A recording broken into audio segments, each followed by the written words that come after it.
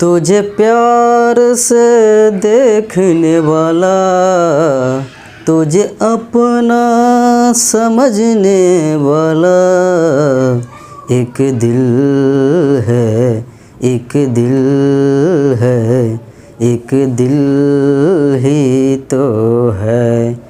Hello नमस्कार साथियों, मैं विकेश कुमार और आपको आपका प्यारा चैनल नॉलेज जंक्शन मस्ती में एक बार फिर से दिल से स्वागत करता हूं। साथियों, आज हम एक नए सब्जेक्ट को आगाज़ करता हूं और वो सब्जेक्ट है इकोनॉमिक्स यानी अर्थशास्त्र की दुनिया में आज हम चलते हैं। और आज का क्लास बहुत ही लाजवाब लगेगा, आपको देखकर समझ में आ जाएगा। तो साथियों, इकोनॉमिक्स जो है दो शब्दों से बना हुआ है, नोमस, ये ग्रीक शब्द है और इस ग्रीक शब्द से जो है इकोनॉमिक्स बना।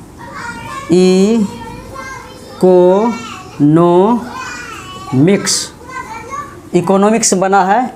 ओइकोनोमस शब्द ये ग्रीक शब्द से बना हुआ है इकोनॉमिक्स, और जिनका अर्थ होता है अर्थशास्त्र, जिनका अर्थ होता है अर्थशास्त्र। तो साथियों, ये अर्थशास्त्र जो है संस्कृत के दो शब्दों से बना हुआ है और ये संस्कृत में अर्थ का जो अर्थ होता है वो होता है धन।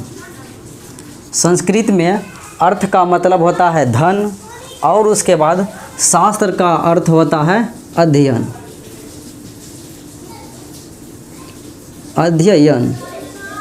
तो साथियों, ये जो है दो शब्द से बना हुआ है,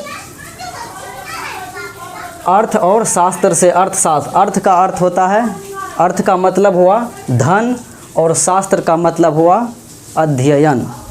तो साथियों, इससे हम अब इनका परिभाषा निकाल सकते हैं बेहद आसानी से।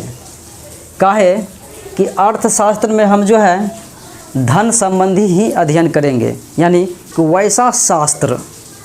वैसा शास्त्र जिनके अंतर्गत हम समाज के या किसी भी देश के या किसी भी व्यक्ति के, यानी वैसा शास्त्र जिसके अंतर्गत हम देश के या किसी भी राष्ट्र के या किसी भी व्यक्ति या परिवार के जो है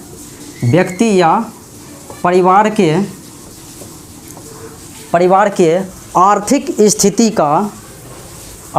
स्थिति का अध्ययन करते हैं। किसी भी देश, किसी भी राष्ट्र या किसी भी परिवार के आर्थिक स्थिति का अध्ययन करते हैं तो उसे ही हम अर्थशास्त्र कहते हैं। यानी कह सकते हैं किसी भी देश के द्वारा उत्पादित वस्तु एवं उनके वितरण तथा उसके उपभोग के अध्ययन को ही अर्थशास्त्र कहते हैं। या कह सकते हैं किसी भी देश के, किसी भी राष्ट्र के जो है या किसी भी परिवार के आर्थिक स्थिति यानी कि धन के जो है स्थिति का अध्ययन करना ही अर्थशास्त्र कहलाता है। आर्थिक स्थिति का मतलब हुआ कि धन, यानी अर्थ का अर्थ हुआ अर्थशास्त्र में धन। तो धन का जो है अध्ययन करेंगे तो वही जो है अर्थशास्त्र कहला गया। आर्थिक स्थिति का मतलब यह समझिए कि कोई बोलता है कि महेश का आर्थिक स्थिति खराब है, तो महेश का आर्थिक स्थिति खराब है, इसका मतलब यह कह सकते हैं कि महेश के पास जो है धन की कमी है, यानी इसके पास धन की कमी है तभी तो इसका आर्थिक स्थिति खराब है। और उसके बाद साथियों, अगर कोई कहेगा कि रुपेश का आर्थिक स्थिति बेहद ही अच्छा है, ज़बरदस्त है, तो इससे हम अंदाज़ा लगा सकते हैं कि रुपेश के पास जो है धन बहुत ज़्यादा मात्रा में है, इसीलिए इसका आर्थिक स्थिति बहुत ही ज़बरदस्त है। तो समझ लिए, इसके अंतर्गत हम जो है इकोनॉमिक्स में यानी अर्थशास्त्र में आर्थिक स्थिति का अध्ययन करते हैं। किसी भी देश, किसी भी परिवार, किसी भी समुदाय के या किसी भी कंपनी के आर्थिक स्थिति यानी इसके धन के बारे में जो है अध्ययन करते हैं। धन कहाँ से आया, कहाँ से गया, कितना उत्पादन हुआ। तो साथियों, तो इतना बात आप जो है समझ गए। उसके बाद चलते हैं इसके जो है अर्थशास्त्र के पिता कौन हैं। तो साथियों, अर्थशास्त्र के जो पिता हैं वो स्कॉटलैंड के निवासी हैं। वो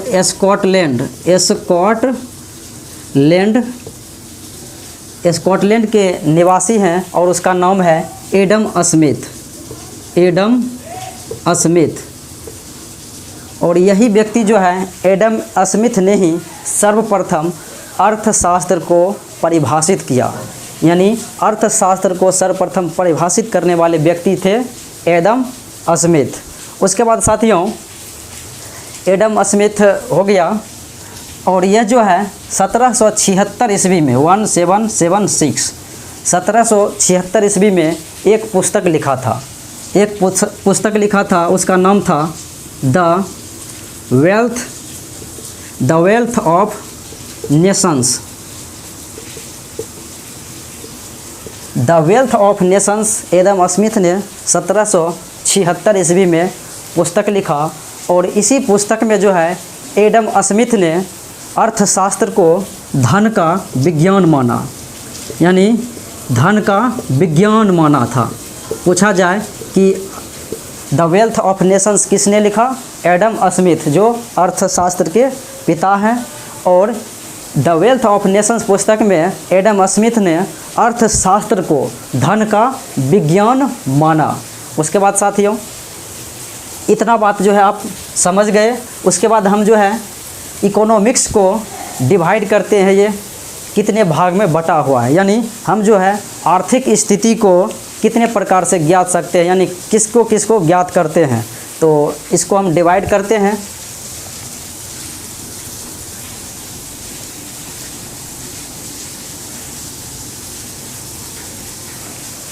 तो साथियों,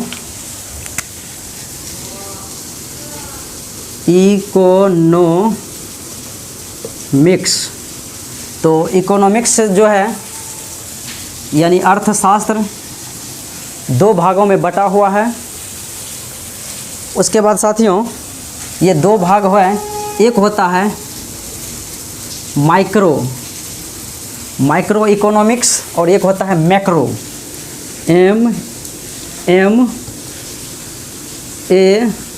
MACRO, यानी मैक्रो। माइक्रो का मतलब हुआ सूक्ष्म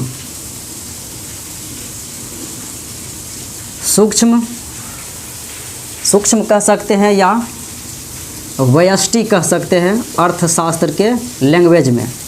सूक्ष्म या व्यष्टि यानी छोटा हुआ तो हो गया माइक्रो। उसके बाद साथियों मैक्रो का अर्थ होता है बृहत या समष्टि। इसका मतलब हुआ कि यह जो है बड़ा हुआ, यानी और किसी भी अर्थशास्त्र के अंतर्गत हम दो प्रकार के जो है अर्थव्यवस्था का यानी दो प्रकार के आर्थिक स्थिति का अध्ययन करते हैं। एक माइक्रो यानी सूक्ष्म प्रकार के आर्थिक स्थिति का अध्ययन करते हैं और एक होता है मैक्रो यानी एक बृहत प्रकार के आर्थिक स्थिति का अध्ययन करते हैं। तो साथियों, सूक्ष्म में जो है इसके अंतर्गत जो है हम किसी भी जो है परिवार के या छोटे कंपनी का अध्ययन करते हैं।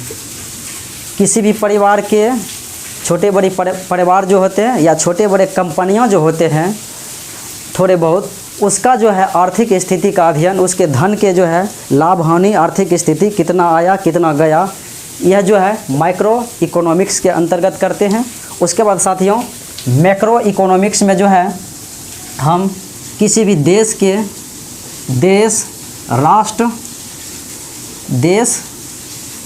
राष्ट्र या किसी भी बड़े कंपनी का अध्ययन करते हैं, यानी बड़े फैक्ट्रियों का, बड़े उद्योगों का अध्ययन करते हैं, आर्थिक स्थिति का अध्ययन। तो वो हो गया मैक्रो इकोनॉमिक्स, यानी किसी भी देश के, किसी भी राष्ट्र के या किसी भी बड़े कंपनियों का आर्थिक स्थिति का अध्ययन करते हैं, आकलन करते हैं। यानी अगर किसी के व्यक्तिगत परिवार का रहेगा या छोटे मोटे कंपनियों का अध्ययन रहेगा तो होगा माइक्रो इकोनॉमिक्स। यानी इकोनॉमिक्स दो भागों में बटा हुआ है, एक माइक्रो और एक मैक्रो, यानी एक सूक्ष्म अर्थशास्त्र और एक बृहत अर्थशास्त्र। तो साथियों इतना बात आप समझ गए कि अर्थशास्त्र के दो भाग होते हैं। उसके बाद साथियों अर्थशास्त्र में जो क्षेत्र आते हैं, सेक्टर, उसके बारे में भी हम जानकारी ले रहे हैं। तो अर्थशास्त्र के अंतर्गत जो आते हैं 3 प्रमुख सेक्टर होते हैं।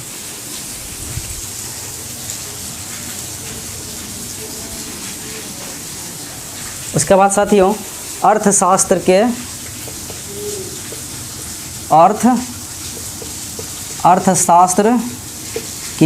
क्षेत्र, तो अर्थशास्त्र के जो है 3 क्षेत्र होते हैं। एक होता है प्राथमिक क्षेत्र और एक होता है द्वितीयक क्षेत्र, और उसके बाद साथियों एक होता है तृतीयक क्षेत्र। यानी अर्थशास्त्र के 3 क्षेत्र होते हैं, यानी 3 प्रकार के क्षेत्र से जो है अर्थशास्त्र में उत्पादन होते हैं। तो एक हो गया प्राथमिक क्षेत्र और एक द्वितीयक क्षेत्र और एक हो गया तृतीयक क्षेत्र। यानी ये तीनों प्रकार के क्षेत्र जो है इकोनॉमिक्स के पार्ट हैं। और साथियों प्राथमिक क्षेत्र को जो है हम नेचुरल सेक्टर कहते हैं, यानी कि प्राकृतिक क्षेत्र कहते हैं। इसे जो है प्राकृतिक क्षेत्र भी कहते हैं। प्राथमिक क्षेत्र को हम नेचुरल सेक्टर यानी प्राकृतिक क्षेत्र कहते हैं। और साथियों इसके अंतर्गत जो आने वाले विषय वस्तु हैं वो हैं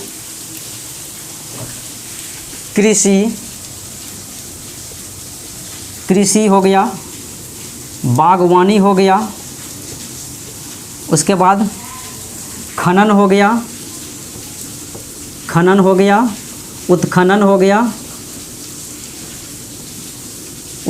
गया, उसके बाद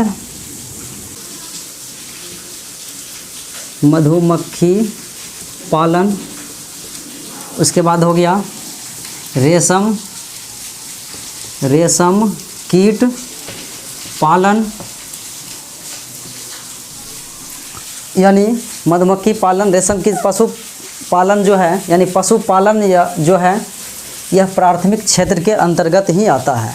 प्राथमिक क्षेत्र को प्राकृतिक क्षेत्र कहा जाता है, यानी कि नेचुरल सेक्टर कहा जाता है, इसलिए कि इसमें प्रकृति के द्वारा सारी वस्तुएं हमें प्राप्त होते हैं। यानी इसके अंतर्गत जो है हम उत्पादन करते हैं किसी भी चीज़ का। तो कि जैसे कृषि में उत्पादन करते हैं, बागवानी हो गया, फल फूल यानी उत्पादन करते हैं। यानी किसी भी यानी इस क्षेत्र में प्राकृतिक क्षेत्र इसे इसलिए कहा जाता है क्योंकि इसके अंतर्गत हम उत्पादन करते हैं। उसके बाद साथियों द्वितीय क्षेत्र आता है, इसमें आता है विनिर्माण,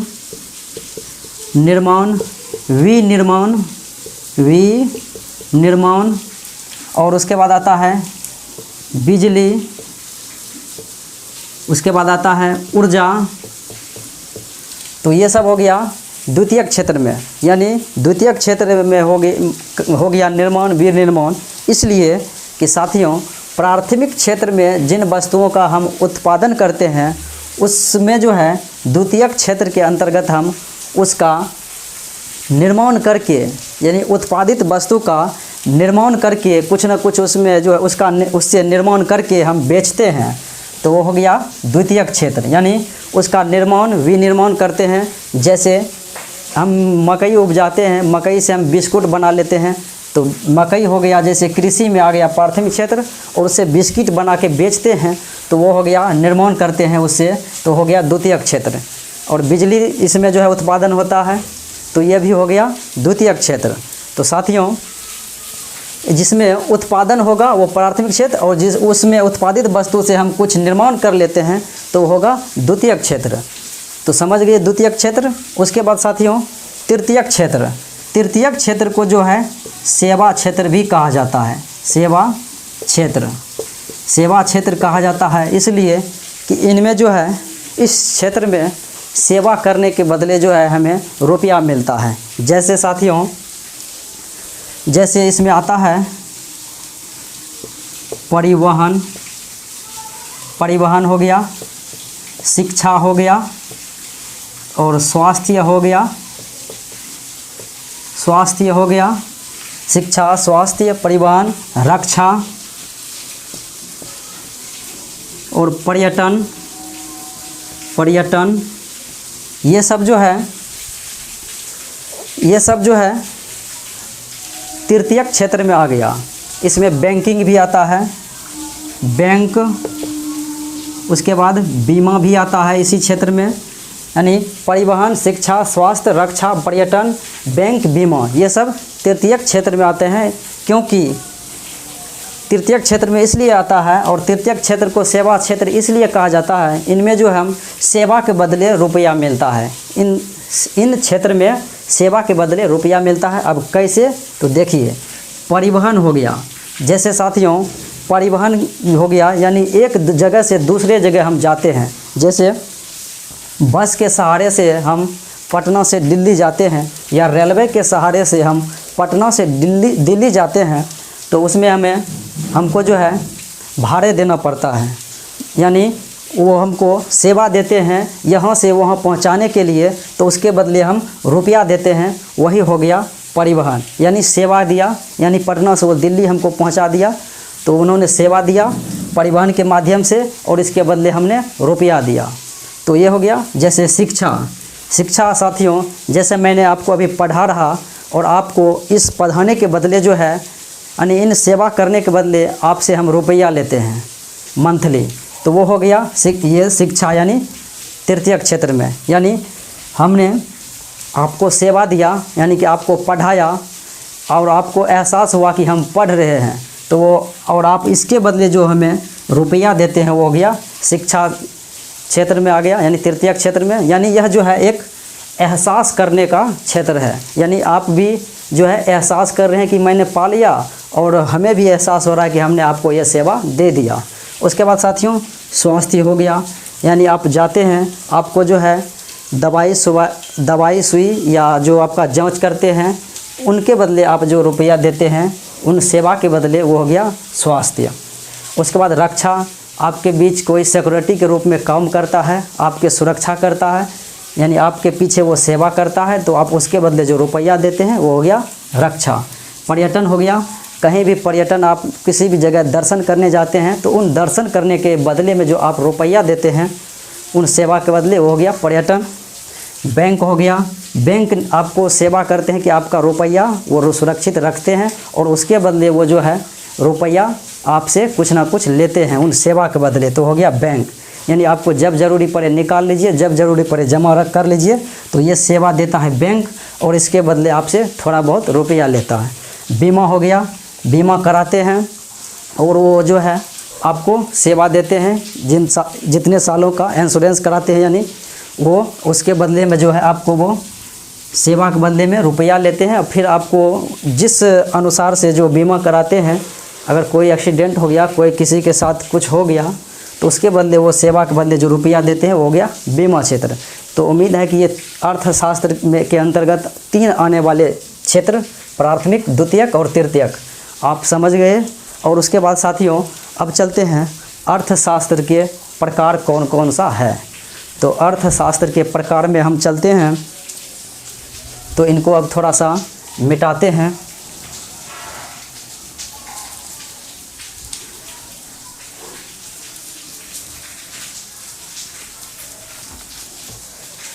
तो साथियों अर्थशास्त्र के प्रकार यानी इकोनॉमिक्स के प्रकार कितने प्रकार के होते हैं। तो इकोनॉमिक्स जो है मूल रूप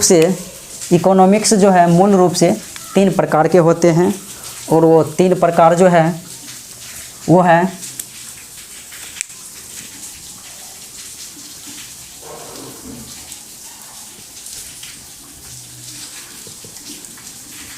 एक हो गया पूंजीवाद और एक हो गया समाजवादी। समाजवादी। एक हो गया साथियों मिश्रित प्रकार हैं, 3 प्रकार के ये होते हैं, एक पूंजीवादी अर्थशास्त्र, एक समाजवादी अर्थशास्त्र और एक मिश्रित अर्थशास्त्र। तो साथियों पूंजीवादी अर्थशास्त्र का जो है परिभाषा अब हम निकालते हैं। पूंजीवादी का अर्थ ही हो गया पूंजीपति, यानी वैसी अर्थव्यवस्था जिसमें उत्पादन के मालिक जो है पूंजीपति वाले लोग होते हैं, यानी कोई निजी व्यक्ति होते हैं। उत्पादन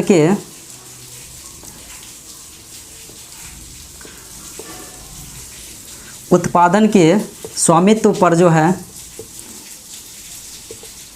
स्वामित्व पर निजी व्यक्ति का यानी पूंजीपतियों वाले व्यक्ति का अधिकार हो जाता है। पूंजी वाले या निजी व्यक्तियों का अधिकार रहता है तो वो हो गया पूंजीवादी अर्थशास्त्र। यानी उत्पादन के साधन पर जो है निजी व्यक्तियों की भागीदारी या पूंजीपतियों वाले व्यक्ति की भागीदारी होते हैं, तो उसे हम कहते हैं पूंजीवादी अर्थव्यवस्था। तो साथियों इस प्रकार के अर्थव्यवस्था को अपनाने वाले जो देश हैं वो देश हैं, एग्जाम्पल में वो देश हैं अमेरिका और ब्रिटेन। अमेरिका और ब्रिटेन, यहाँ पर जो है पूंजीवादी अर्थव्यवस्था चलता है, यानी उत्पादन के साधन जो होते हैं अर्थव्यवस्था में, अर्थशास्त्र में, उनका जो है मालिक यानी स्वामित्व जो होते हैं वो पूंजीपति वाले व्यक्ति या निजी व्यक्ति होते हैं। उसके बाद साथियों आगे है समाजवादी अर्थव्यवस्था।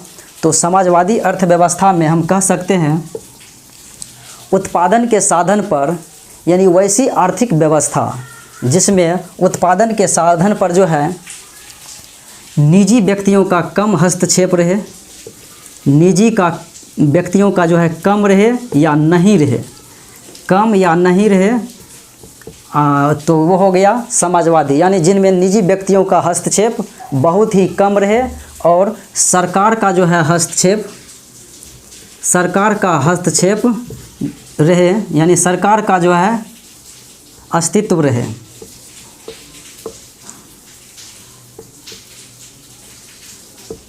यानी वैसी अर्थव्यवस्था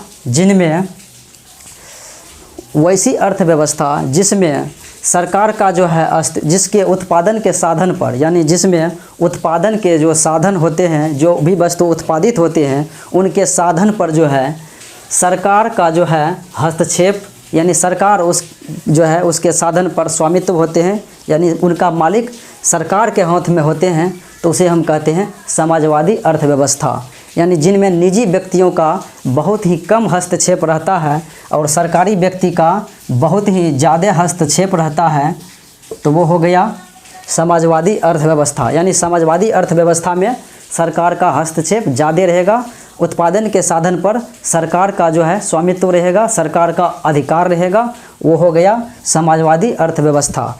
और इसको जो है अपनाने वाले देश जो हैं वो है रूस हैं, जिसे बोलते हैं USSR। यानी रूस है जहाँ पर समाजवादी अर्थव्यवस्था को अपनाया गया है। उसके बाद साथियों मिश्रित अर्थव्यवस्था। मिश्रित का अर्थ ही हो गया कि मिक्सचर, यानी कि कम से कम दो रहना चाहिए, मिश्रण। यानी मिश्रित का अर्थ हो गया मिश्रण। तो मिश्रण में वैसी अर्थव्यवस्था जिसमें उत्पादन के साधन पर जो है निजी प्लस जो है सार्वजनिक, यानी निजी और सार्वजनिक दोनों व्यक्तियों का हस्तक्षेप रहे, सरकार का भी और निजी व्यक्ति दोनों का, अगर उसमें दोनों का हस्तक्षेप रहे या उत्पादन के साधन पर सार्वजनिक और निजी दोनों व्यक्तियों का अधिकार रहे, तो उसे हम कहते हैं मिश्रित अर्थव्यवस्था। यानी जिनमें निजी व्यक्ति और सार्वजनिक व्यक्ति, सरकार का भी और निजी व्यक्ति का दोनों का अधिकार रहे, दोनों का हस्तक्षेप रहे, उत्पादन के साधन पर दोनों का अधिकार रहे, तो उसे हम कहते हैं मिश्रित अर्थव्यवस्था। तो साथियों यह तीनों अर्थव्यवस्था का प्रकार आपने समझ गया। और इस प्रकार के अर्थव्यवस्था को अपनाने वाले देश जो हैं वो अपना है भारत। इस प्रकार के अर्थव्यवस्था को अपनाने वाले देश भारत हैं, उसके बाद पाकिस्तान है, उसके बाद नेपाल है, उसके बाद श्रीलंका है। यानी इन अर्थव्यवस्था को यानी मिश्रित अर्थव्यवस्था को अपनाने वाले देश भारत, पाकिस्तान, नेपाल, श्रीलंका इत्यादि देश हैं। तो साथियों, अर्थशास्त्र के 3 प्रकार होते हैं, पूंजीवादी, समाजवादी और मिश्रित। ये 3 प्रकार के अर्थव्यवस्था।